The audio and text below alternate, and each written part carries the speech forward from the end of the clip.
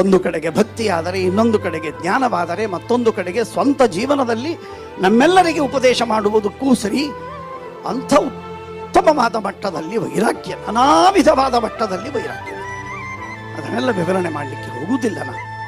ಅದೇ ರೀತಿ ಸಾಧನೆ ಅರ್ಥಾತ್ ಭಗವಂತನ ಧ್ಯಾನ, ನಿರಂತರವಾಗಿ ಜಪಾದಿ ಸಾಧನೆಗಳನ್ನು ಮಾಡುವುದು, ಪಾರಾಯಣವನ್ನು ಮಾಡುವುದು. ಮುದ್ರಾಧಾರಣ ಮಾಡುವುದಕ್ಕೆ 300 ಜನ ಸೇರಿದ್ದಾರೆ ಅಂತಂದ್ರೆ ಮುಗಿದೋಯ್ತು. ಹೌದು, ಬಾಯಲ್ಲಿ ಪಾರಾಯಣ ಆಗಲೇಬೇಕು. ಪಾರಾಯಣ ಮಾಡ್ತಾ ಮುದ್ರಾಧಾರಣೆ ಮಾಡ್ತಾರೆ. ಯಾಕೆ ಅಷ್ಟು ಕಾಲವನ್ನು ಹರಣ ಮಾಡೋದು? ಇದು ಎಲ್ಲದರ ಜೊತೆಗೆ ಕರುಣೆ. ಒಬ್ಬ ಅತ್ಯಂತ ಸಾಮಾನ್ಯ ವ್ಯಕ್ತಿ,